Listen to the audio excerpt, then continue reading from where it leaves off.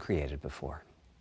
Now, it used to be that as a console designer, you'd somehow intuit what would be the best set of capabilities for the new console, and then build it in complete secrecy. For the PlayStation consoles, that period lasted through PlayStation 3, a powerful and groundbreaking console, but also one that caused quite a lot of heartache, as it was initially difficult to develop games for. So, starting with PlayStation 4, we've taken a different approach, roughly centered around 3 principles. The first of these is listening to the developers, which is to say that a lot of what we put into a console derives directly from the needs and aspirations of the game creators.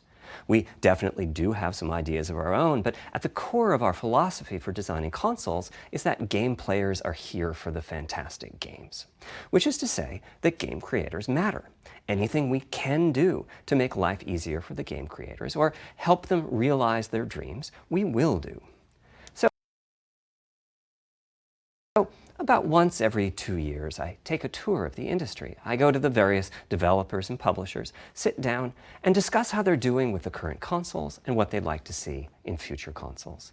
This requires weeks on the road, as reaching the bulk of the game creators involves talking to well over 100 people at something like 24 publishers and developers. And it is incredibly valuable.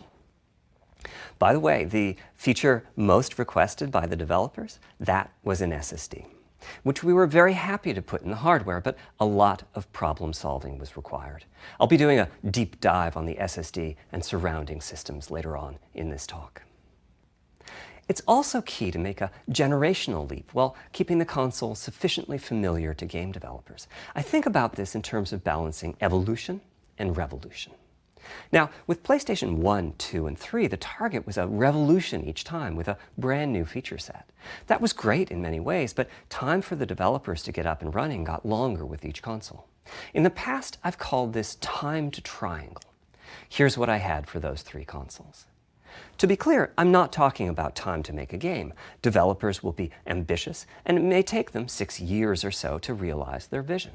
What I'm talking about is that dead time before graphics and other aspects of game development are up and running, and trying to minimize that. On the other hand, if we're trying to reduce that dead time to 0, that means the hardware architecture can't change at all. We're handcuffed. We need to judge for each feature what value it adds and whether it's worth the increase in developer time needed to support it. So with PlayStation 4, we were able to strike a pretty good balance between performance and familiarity. We got required learning back to PlayStation 1 levels.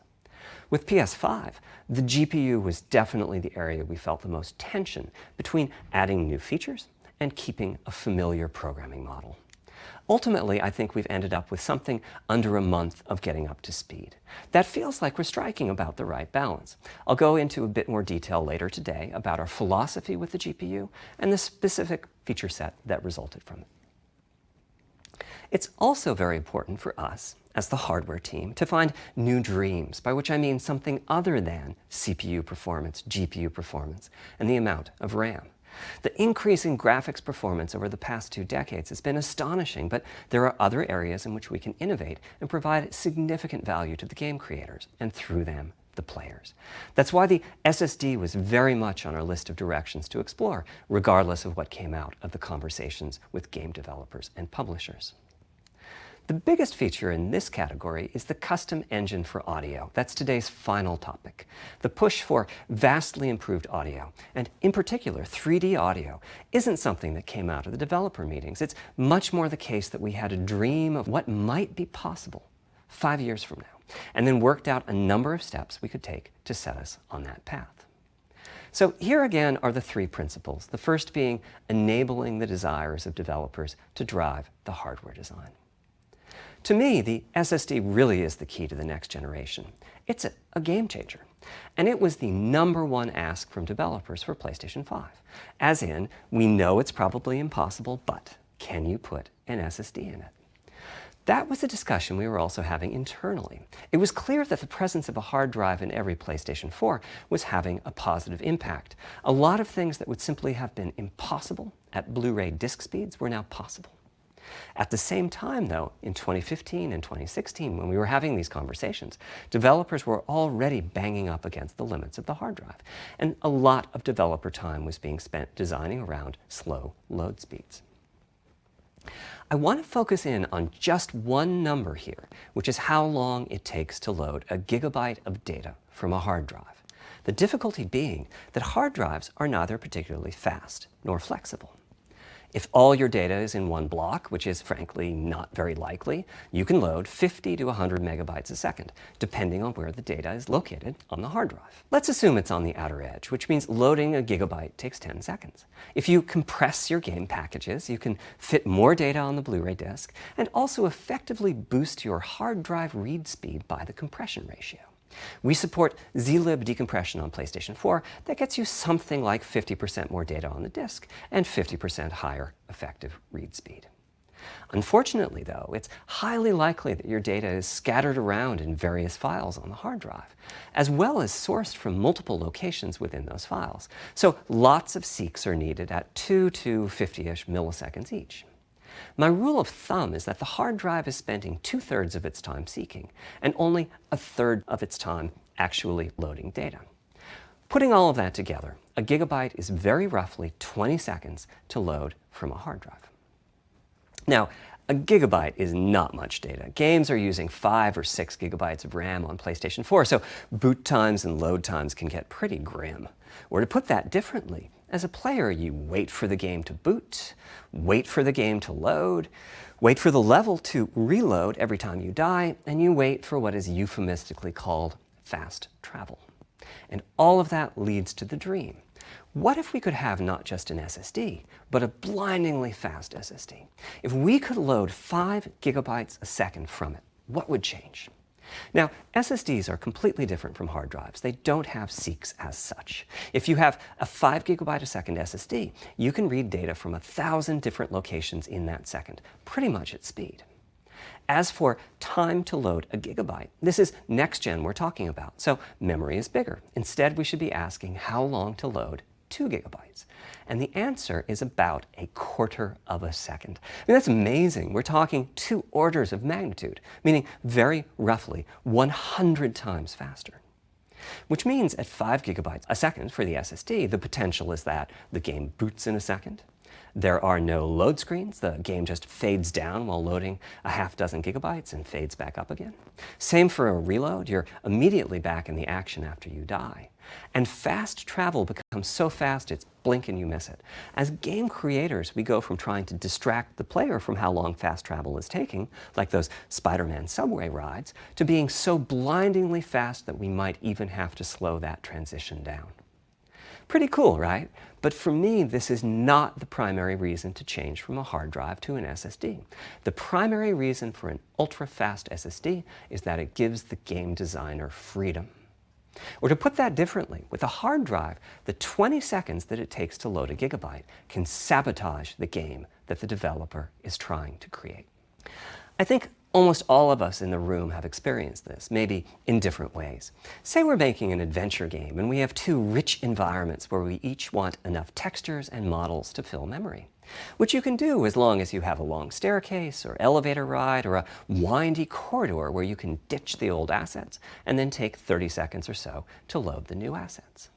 Having a 30-second elevator ride is a little extreme. More realistically, we'd probably chop the world into a number of smaller pieces and then do some calculations with sight lines and run speeds like we did for Haven City when we were making Jack 2. The game is 20 years old, but not much has changed since then.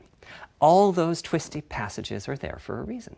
There's a whole subset of level design dedicated to this sort of work, but still, it's a giant distraction for a team that just wants to make their game. So when I talked about the dream of an SSD, part of the reason for that 5 gigabyte a second target was to eliminate loads, but also part of the reason for that target was streaming. As in, what if the SSD is so fast that as the player is turning around, it's possible to load textures for everything behind the player in that split second? If you figure that it takes half a second to turn, that's 4 gigabytes of compressed data you can load. That sounds about right for next gen. Anyway, back to the hard drive. Another strategy for increasing effective read speed is to make big sequential chunks of data. For example, we might group all the data together for each city block. That removes most of the seeks, and the streaming gets faster. But there's a downside too, which is that frequently used data is included in many chunks and therefore is on the hard drive many, many times. Marvel's Spider-Man uses this strategy, and though it works very well for increasing the streaming speed, there's a massive duplication as a result. Some of the objects like mailboxes or news racks are on the hard drive 400 times. What I'm describing here are things that cramp a creative director's style. Either level design gets a little bit boring in places, or the data is duplicated so many times that it no longer fits on the Blu-ray disc. And you end up with hard limits on the player's run speed or driving speed. The player can't go faster than the load speed from the hard drive. And finally, I'm sure many of you have noticed that after a patch download, the PlayStation 4 will sometimes take a long time to install the patch. That's because when just part of a file has been changed, the new data can be downloaded pretty quickly. But before the game boots up, a brand new file has to be constructed that includes the changed portion. Otherwise, every change would add a seek or two. Even so, you can occasionally see this happening on game titles. They start to hitch once they get patched enough. With an SSD, though, no seeks, so no need to make brand new files with the changes incorporated into them, which means no installs as you know them today. There's yet one more benefit, which is that system memory can be used much more efficiently. On PlayStation 4, game data on the hard drive feels very distant and difficult to use. By the time you realize you need a piece of data, it's much too late to go out and load it. So system memory has to contain all of the data that could be used in the next 30 seconds or so of gameplay. That means a lot of the 8 gigabytes of system memory is idle. It's just waiting there to be potentially used. On PlayStation 5, though, the SSD is very close to being like more RAM. Typically, it's fast enough that when you realize you need a piece of data, you can just load it from the SSD and use it. There's no need to have lots of data parked in system memory waiting to potentially be used. A different way of saying that is that most of RAM is working on the game's behalf. This is one of the reasons that 16 gigabytes of GDDR6 feels right for PlayStation 5. The presence of the SSD reduces the need for a massive intergenerational increase in size. So back to the dream of the SSD. Here's the set of targets. Boot the game in a second. No load screens. Design freedom, meaning no twisty passages or long corridors. More game on the disk and more game on the SSD. And finally, those patch installs go away. The reality, though, is that the SSD is just one piece of the puzzle. There's a lot of places where bottlenecks can occur in between the SSD and the game code that uses the data. You can see this on PlayStation 4. If I use an SSD with 10 times the speed of a standard hard drive, I probably see only double the loading speed, if that. For PlayStation 5, our goal was not just that the SSD itself be 100 times faster. It was that game loads and streaming would be 100 times faster. So every single potential bottleneck needed to be addressed. And there are a lot of them. Let's look at check-in and what happens when its overhead gets 100 times larger. Conceptually, check-in is a pretty simple process. Data is loaded into system memory from the hard drive or SSD. It's examined, a few values are tweaked to check it in, and then it's moved to its final location. At the SSD speeds we're talking about, that last part, moving the data, meaning copying it from one location to another, takes roughly an entire next-gen CPU core. And that's just the tip of the iceberg. If all the overheads get 100 times larger, that will cripple the frame rate as soon as the player moves, and that massive stream of data starts coming off the SSD. So to solve all of that, we built a lot of custom hardware, namely a custom flash controller and a number of custom units in our main chip. The flash controller in the SSD was designed for smooth and bottleneck-free operation, but also with games in mind. For example, there are 6 levels of priority when reading from the SSD. Priority is very important. You can imagine the player heading into some new location in the world and the game requesting a few gigabytes of textures. And while those textures are being loaded, an enemy is shot and has to speak a few dying words. Having multiple priority levels lets the audio for those dying words get loaded immediately. On one side, that flash controller connects to the actual flash dies that supply the storage.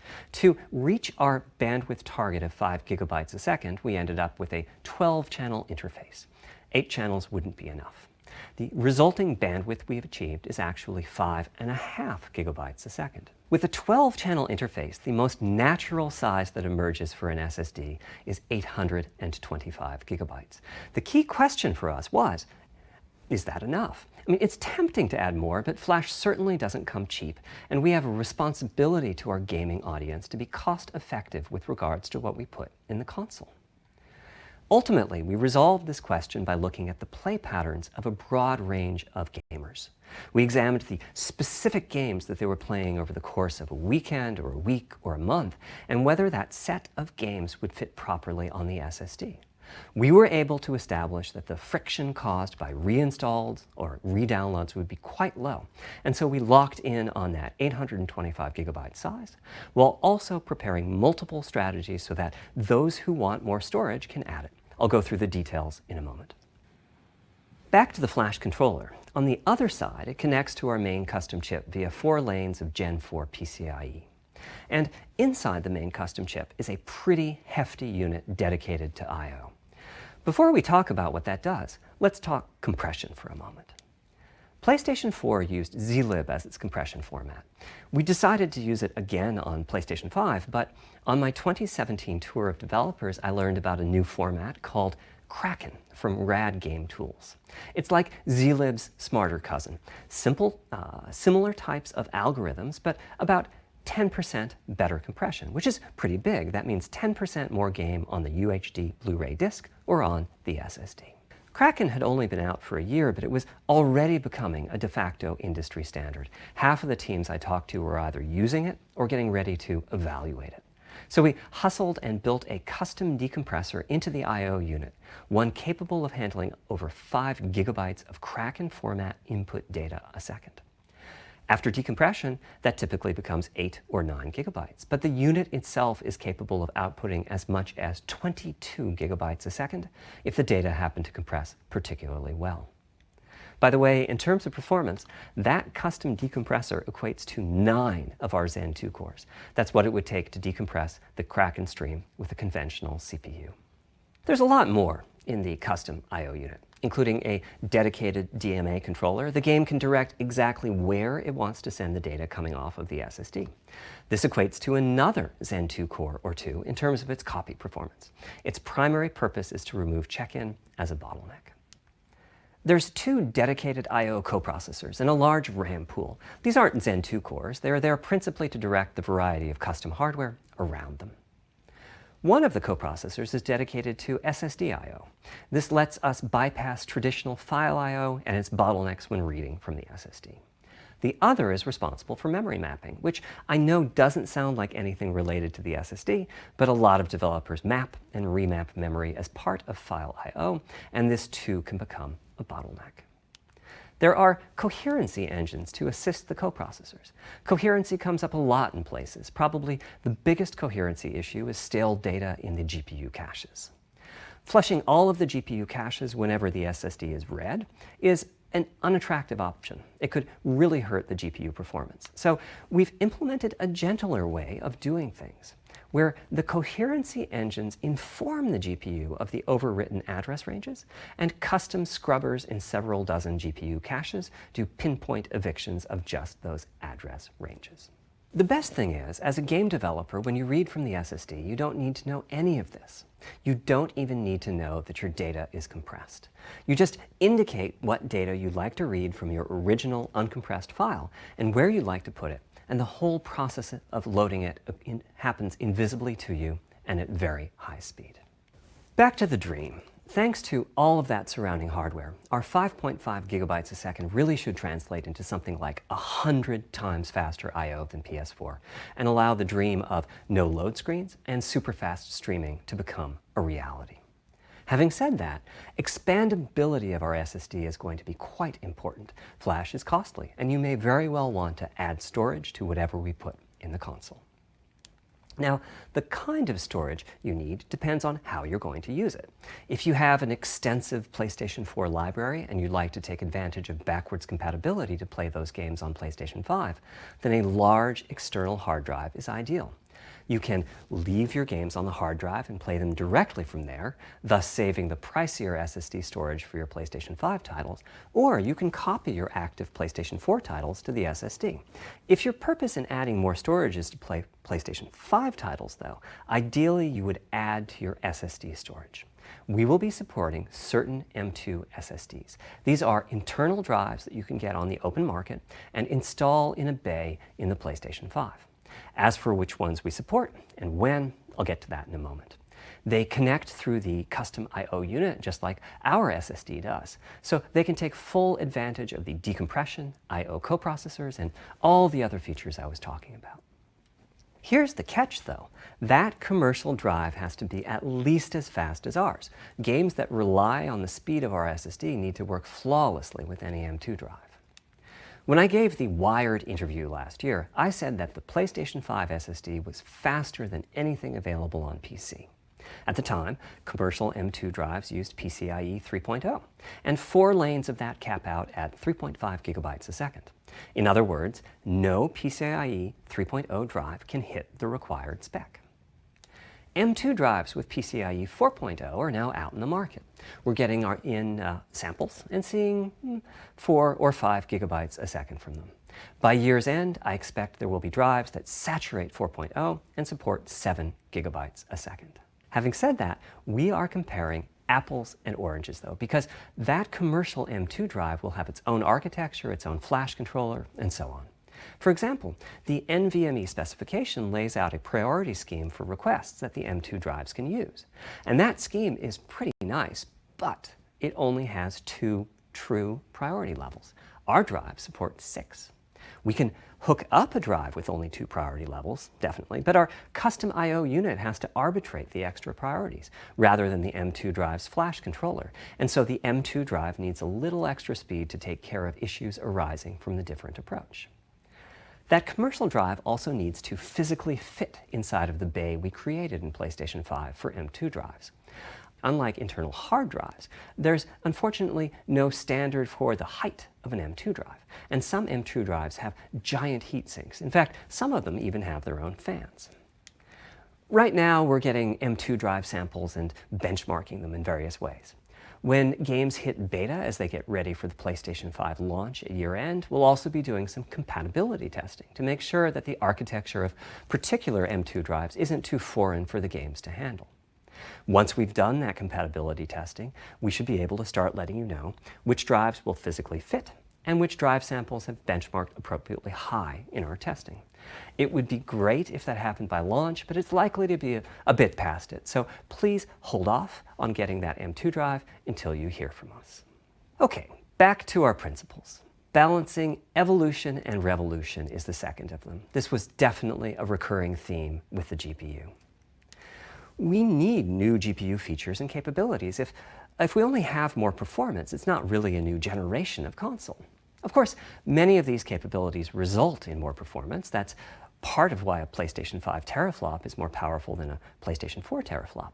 But we aren't just looking for the performance. We also need the ability to do something with the GPU that could not have been done before. And we need higher performance per watt. Every time we double the performance of some GPU component, we don't want to find out we've doubled the power consumed and the heat produced. But at the same time, we have to make sure the GPU can run PS4 games, and we have to ensure that the architecture is easy for the developers to adopt. Now, backwards compatibility was handled masterfully by AMD. They treated it as a key need throughout the design process. As our solution to adding new features without blindsiding developers, we made sure that if there were new significant features, it would be optional to use them. The GPU supports ray tracing, but you don't have to use ray tracing to make your game. The GPU supports primitive shaders, but you can release your first game on PlayStation 5 without making any use of them. Before I get into the capabilities of the GPU, I'd like to make clear 2 points that can be quite confusing. First, we have a custom AMD GPU based on their RDNA 2 technology. What does that mean? AMD is continuously improving and revising their tech. For RDNA 2, their goals were, roughly speaking, to reduce power consumption by re-architecting the GPU to put data close to where it's needed, to optimize the GPU for performance, and to add a new, more advanced feature set. But that feature set is malleable, which is to say that we have our own needs for PlayStation, and that can factor into what the AMD roadmap becomes. So collaboration is born. If we bring concepts to AMD that are felt to be widely useful, then they can be adopted into RDNA 2 and used broadly, including in PC GPUs. If the ideas are sufficiently specific to what we're trying to accomplish, like the GPU cache scrubbers I was talking about, then they end up being just for us. If you see a similar discrete GPU available as a PC card at roughly the same time as we release our console, that means our collaboration with AMD succeeded in producing technology useful in both worlds. It doesn't mean that we as Sony simply incorporated the PC part into our console. This continuous improvement in AMD technology means it's dangerous to rely on teraflops as an absolute indicator of performance, and CU count should be avoided as well. In the case of CPUs, we all understand this. The PlayStation 4 and PlayStation 5 each have 8 CPUs, but we never think that meant the capabilities and performance are equal. It's the same for CUs. For one thing, they've been getting much larger over time. Adding new features means adding lots of transistors.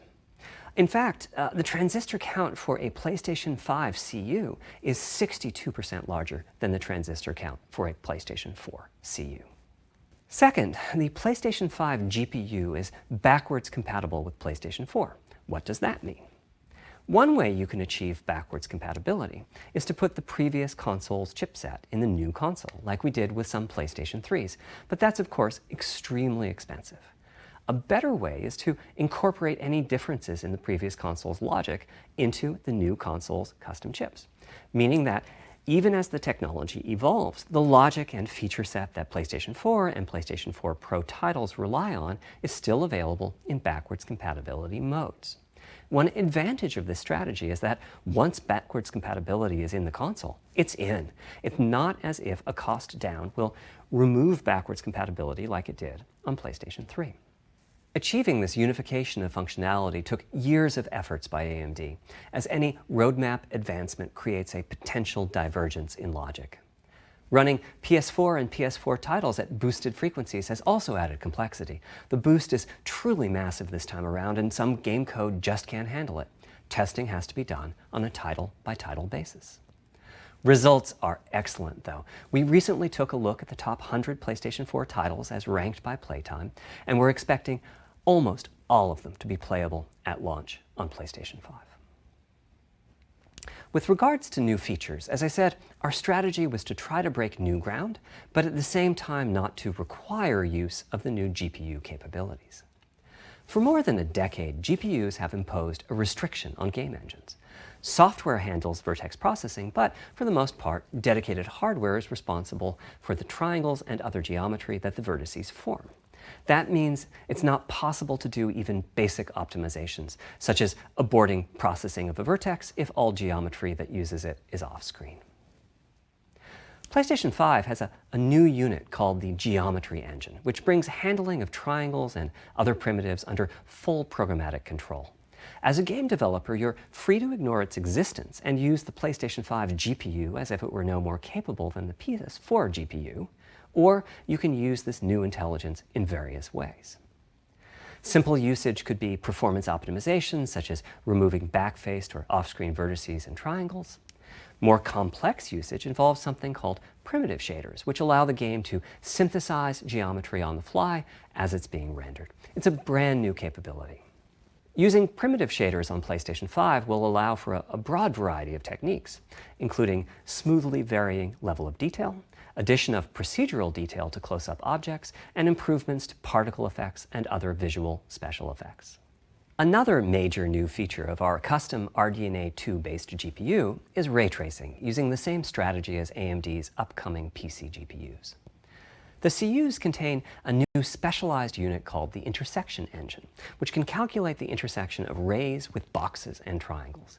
To use the intersection engine, first you build what is called an acceleration structure. It's data in RAM that contains all of your geometry. There's a specific set of formats you can use. They're variations on the same BVH concept. Then, in your shader program, you use a new instruction that asks the intersection engine to check a ray against the BVH. While the intersection engine is processing the requested ray triangle or ray box intersections, the shaders are free to do other work. Having said that, the ray tracing instruction is pretty memory intensive, so it's a good mix with logic-heavy code. There's of course no need to use ray tracing. PS4 graphics engines will run just fine on PlayStation 5, but it presents an opportunity for those interested. I'm thinking it'll take less than 1 million rays a second to have a big impact on audio. That should be enough for audio occlusion and some reverb calculations.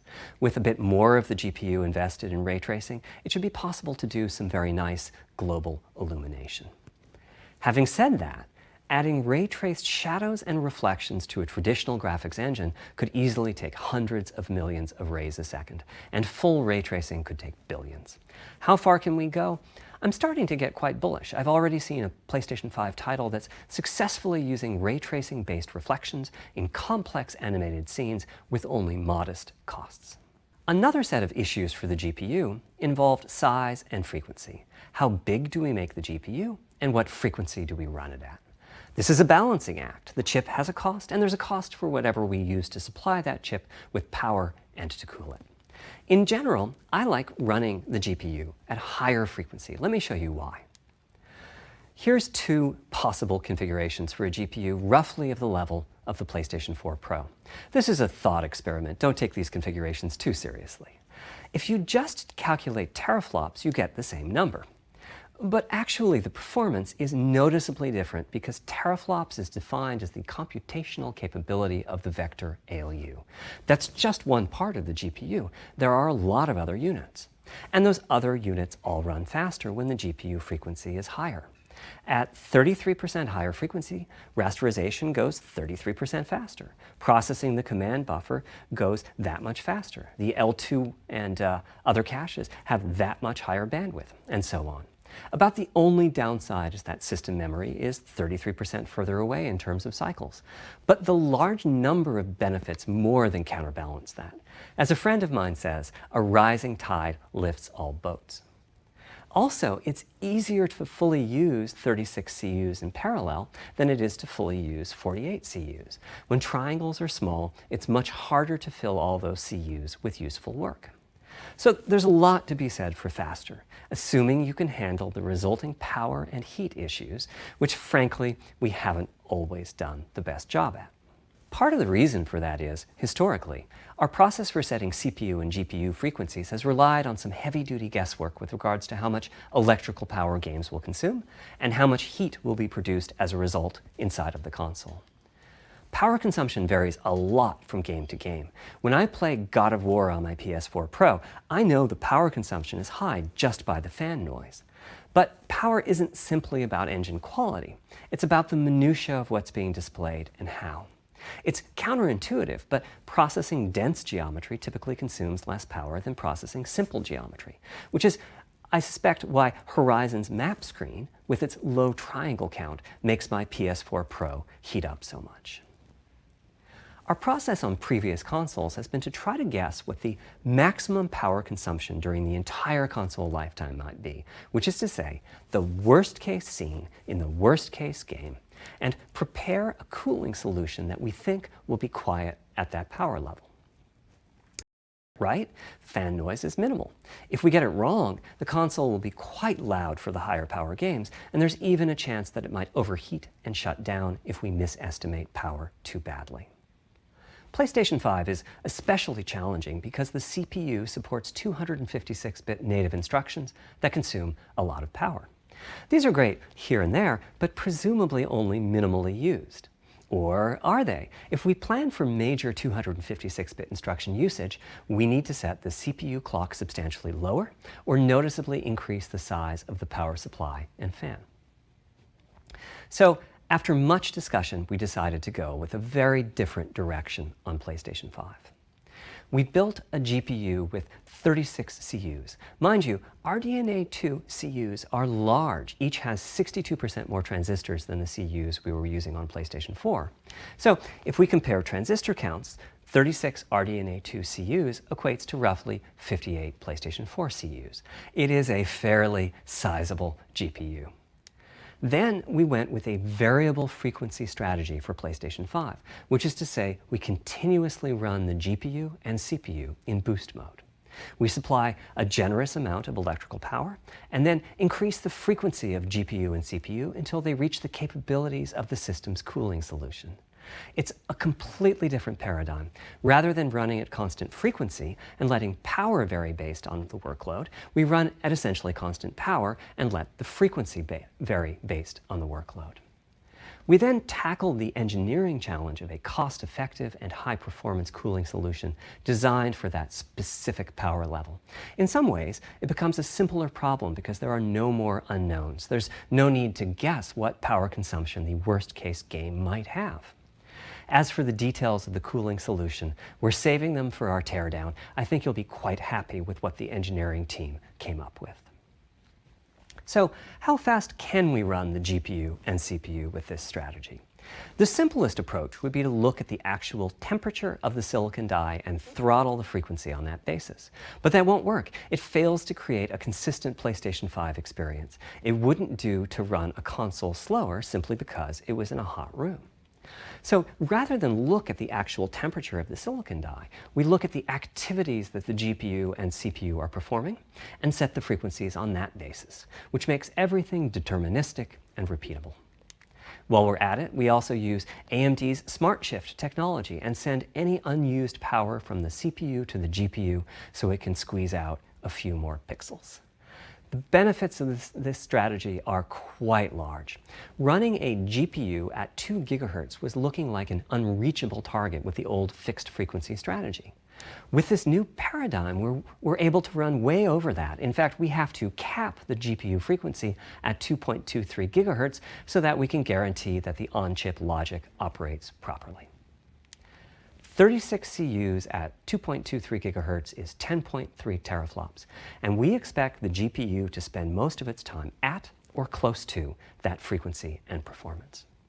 Similarly, running the CPU at 3 GHz was causing headaches with the old strategy. But now we can run it as high as 3.5 GHz. In fact, it spends most of its time at that frequency.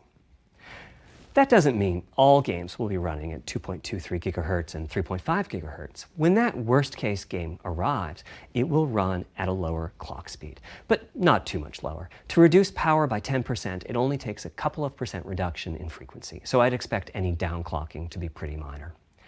All things considered, the change to a variable frequency approach will show significant gains for PlayStation gamers.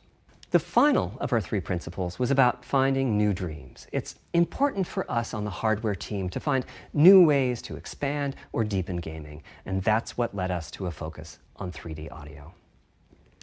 As players, we experience the game through the visuals, through audio, and through the feedback we receive from the controller, such as rumble or haptics. Personally, I feel a game is just dead without audio. Visuals are, of course, important, but the impact of audio is huge as well. At the same time, the audio team on a game project has to do a lot with a little. For example, on PlayStation 4, there's fierce competition for the Jaguar CPU cores. Audio typically ends up getting just a fraction of a core.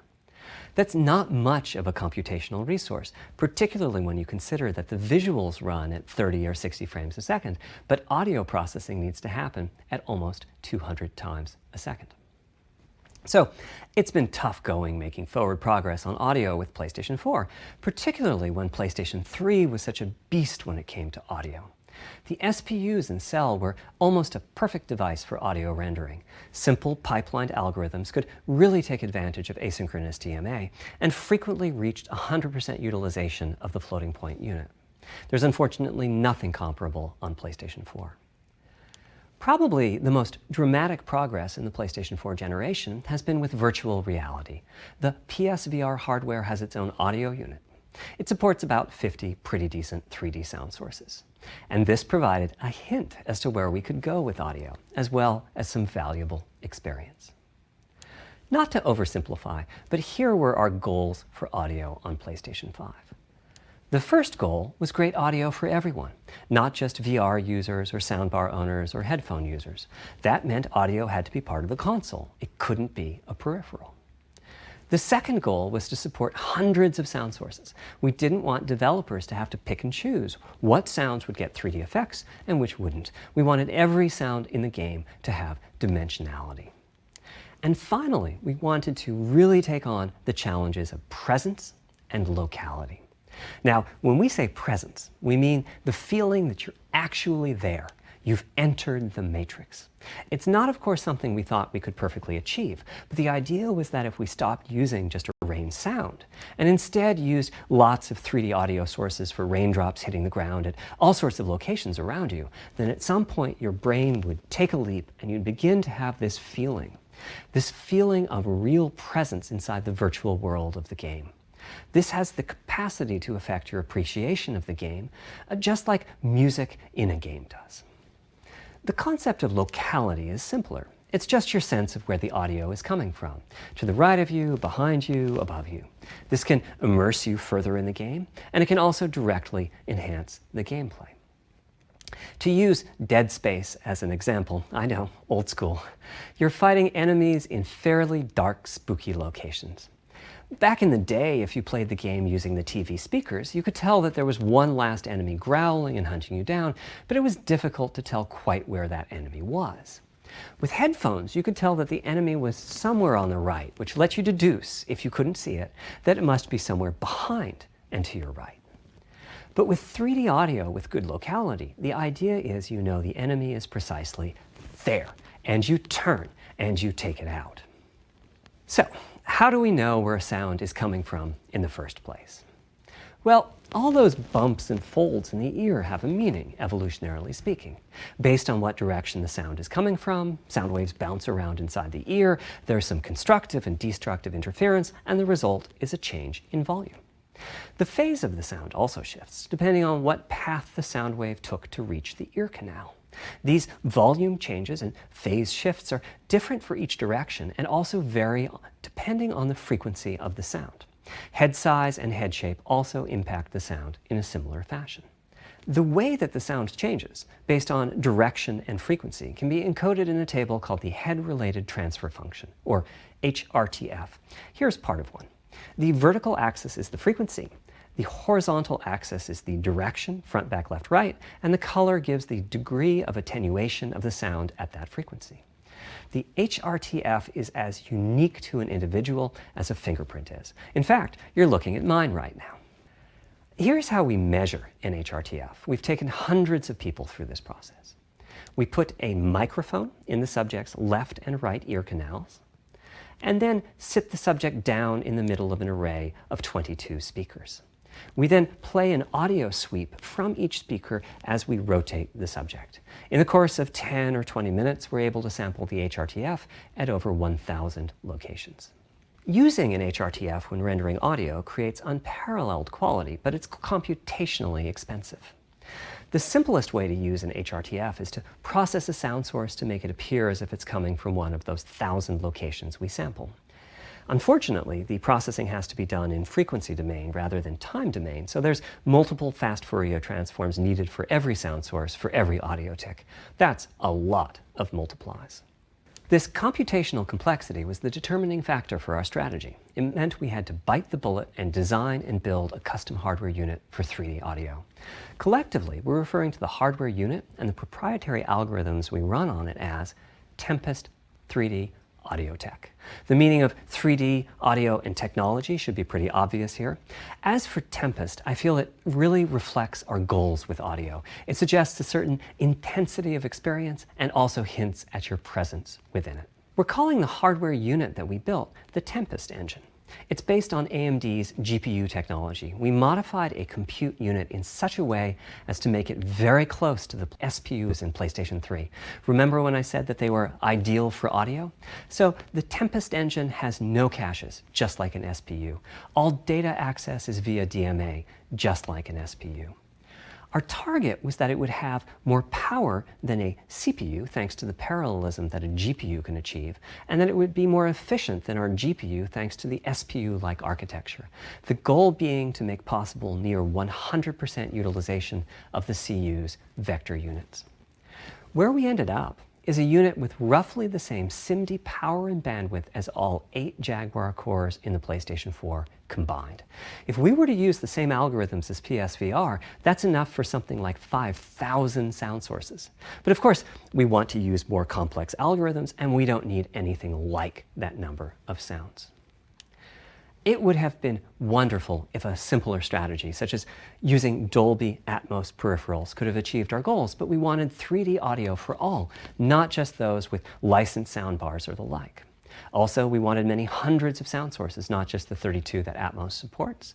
And finally, we wanted to be able to throw an overwhelming amount of processing power at the problem, and it wasn't clear what any peripheral might have inside of it. In fact, with the Tempest engine, we've even got enough power that we can allocate some to the games, to the extent that games want to make use of convolution reverb and other algorithms that are either computationally expensive. The primary purpose of the Tempest engine remains 3D audio. Now, 3D audio is a major academic research topic. It's safe to say that no one in the world has all of the answers. And the set of algorithms that has to be invented, tuned, or implemented to realize our vision for 3D audio is immense. For example, use of HRTFs in games is quite complex. Before, I talked about making a sound source appear as if it's coming from one of those 1,000 HRTF sample locations. But for high-quality 3D game audio, we have to handle other possibilities. The sound source might not be at one of the 1,000 HRTF sample locations, so we have to blend the HRTF data from the closest locations that we have sampled. The sound source might be moving, which needs very special handling as that blend keeps changing, and that can cause phase artifacts in the resulting audio. Or the sound source might have a size to it, meaning it should feel as if it's coming from an area rather than a single point. There's also whole categories of approaches to be handled. 3D audio can be implemented using individual processing of 3D sound sources. But alternatively, ambisonics can be used for 3D audio. Ambisonics being somewhat like the spherical harmonics used in computer graphics. And finally, there's audio devices. The player might be using headphones or TV speakers, or have a higher-end surround sound setup with 6 or more speakers, all of which need different approaches. That's a lot of variations. It's nice to have the computational resources of the Tempest engine, but it's clear that achieving our ultimate goals with 3D audio is going to be a multi-year, step-by-step process. Having said that, headphone audio implementation is largely complete at this time. It was a natural place for us to start. With headphones, we control exactly what each ear hears, and therefore the algorithmic development and implementation are more straightforward. For TV speakers and stereo speakers, we're in the process of implementing virtual surround sound. The idea being that if you're sitting in a sweet spot in front of the TV, then the sound can be made to feel as if it's coming from any direction, even behind you. Virtual surround sound has a lot in common with 3D audio on headphones, but it's more complex because the left ear can hear the right speaker and vice versa. We have a basic implementation of virtual surround sound up and running. We're now looking at increasing the size of that sweet spot, which is to say, making the area you need to be in to feel the 3D effect larger, and we're also working to boost the sense of locality. Headphone audio is the current gold standard for 3D audio on PlayStation 5, but we're going to see what we can do to bring virtual surround sound to a similar level, after which we'll start in on setups with more speakers, such as 6-channel surround sound. It's now to the point where some of the PlayStation 5 games in development are extensively using these systems. One of the game demos allows you to toggle between conventional PlayStation 4-style stereo audio and our new 3D audio. I listened with just an ordinary pair of over-the-ear headphones, and wow, I could feel a difference. 3D audio has that dimensional feel to it. Conventional stereo audio feels smashed flat by comparison. The improvement is obvious. So, a big advancement, but have I entered the matrix? Does my brain believe I'm really there? Like I was talking about earlier when I explained our target of presence. Well, the answer is no, but you've probably caught on to what's missing here, namely whose HRTF was being used. It wasn't mine, it was the default HRTF.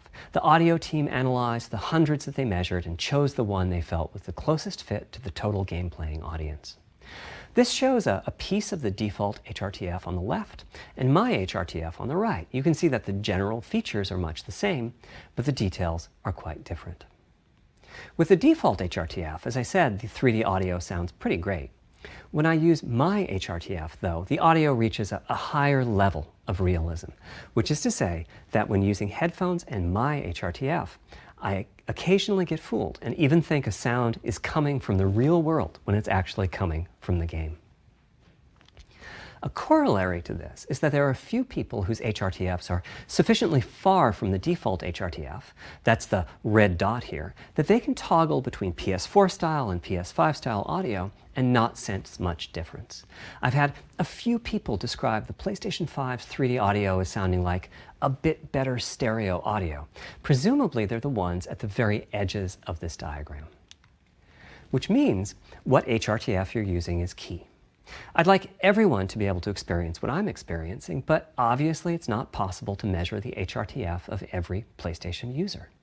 That means HRTF selection and synthesis are going to be big topics going forward as the Tempest technology matures.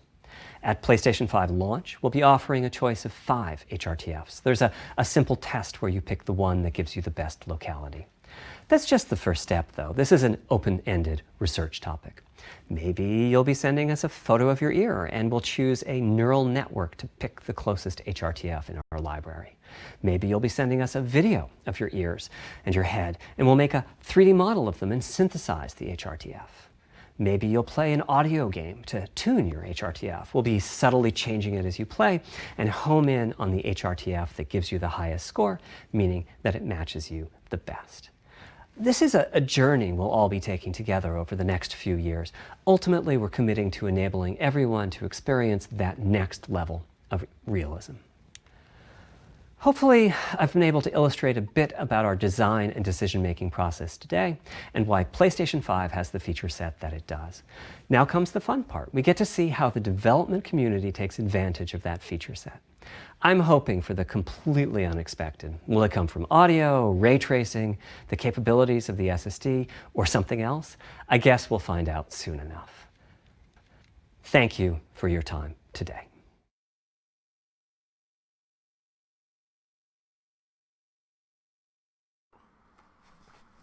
Wow. Okay, we got a little bit of echo. I think it's going through my TV, that's why. So, wow, this is pretty incredible. The PlayStation 5 looks like it has RDNA 1.5, as they said, elements. Yes, we will finally hear more about the PlayStation 5 tomorrow at 9 a.m. Pacific time, so that is 12 p.m. Eastern time, 5 p.m. in Europe, and 4 p.m. in the UK. I will leave all the times in the video description and the pinned comment, so you can calculate it to your region too. And in this video...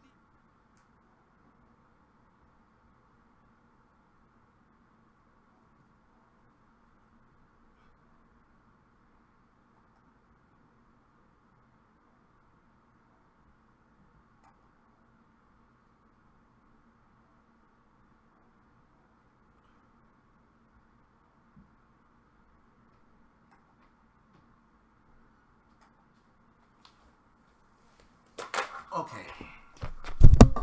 Yeah, sorry about that. I don't know why there's an echo. I gotta get that worked out next time I do a stream. But nonetheless, RDNA 1.5, they said RDNA 2 elements, so I'm gonna have to look more into that. The SSD is faster than the Xbox Series X, and we did expect that. Sony's been touting about their SSD drives for quite some time, and I expected it to be faster. Now, it's got 9.2 teraflops of performance. Now, that's probably the actual performance that you're going to get, because these boost clocks of 2 and 2.23 gigahertz, it's not going to be maintainable on that GPU all the time. It's going to go up and down. It's going to ramp up and down in speed due to heat. And I wouldn't expect 10 teraflops from that system consistently. Now, the fact that their system has boost clocks and it doesn't have a steady clock is also a disadvantage. And they didn't talk anything about variable rate shading, which I found very odd. They didn't talk too much about ray tracing either. Now, they said previously that it was hardware ray tracing, and yet now they're not really saying what type of ray tracing it is. I'm gonna have to read more into that before I say it's a software solution. But they didn't really tout anything about the ray tracing. They more touted about the SSD speeds and their boost clocks, and I think that was done to damage control the power deficit between the PlayStation 5 and the Xbox Series X. These systems are quite far apart. So now we know finally that all of these insiders, they were all fake. This Klee insider was fake, Tommy Fisher, all of these guys. I don't like to use people's names, but we got to call them out here. They were all fake. I was spot on when I said that the GitHub leak was accurate, and it was accurate. The 36 CUs was a cut down version of the 40. The full card is 40. They were using 36 CUs, and they were using high clocks to try to catch the speeds of the Xbox Series X. Unfortunately, they couldn't catch it, and they can't even maintain those speeds. It really is essentially a 9.2 teraflop console that at times can boost up to 10 teraflops. I would not expect the console to be there, and even if it was at 10 teraflops all the time, it's still weaker than the Xbox Series X. It doesn't have the full feature set of RDNA. Even their hard drive, the hard drive is less. It's 825 gigabytes opposed to 1 terabyte. Very confusing that Sony went this way. I told you guys that GitHub leak was accurate, that AMD's not just going to test that for giggles, that it was a real test, and that the PlayStation 5 would have 36 CUs. I said that the PlayStation 5 will land at 9.2 teraflops. I said that the max it would get is 10 teraflops if they, adjust some of the clocks or unlock some of the CUs. Now, they didn't unlock any CUs, but they did adjust the clocks a little bit, and I guess that boost mode that gives them a little bit more power, that gets them up to the 10 teraflops, but it's not a consistent 10 teraflops. Even their CPU is clocked slower at 3.5 gigahertz. The Xbox Series X is clocked at 3.6 gigahertz if you use all the cores, and if you want to just use 8 of the cores, I believe it's 3.8 gigahertz. I just didn't see any technical advantage apart from the solid state drive that they have in the PlayStation 5 over the Xbox Series X. Anyways, I'm going to chop it up. I'm going to go do my victory march here that I was right. I'm going to get on Twitter, so you guys can find me there. I'm going to do a comprehensive video on what we saw today. I don't know, I'll probably chop it up a little bit later, and I'll send it out. If not tomorrow, I'll send it out, and you guys can get all the full specifications, everything that we learned today, and broken down in details. Thanks for rocking out with me. Thanks for watching this live stream. I'm going to try to get more used to doing these live streams, so I'll have my audio up and running better next time. Anyways, watch my channel, subscribe, all that stuff, and I'll see you guys later. Bye.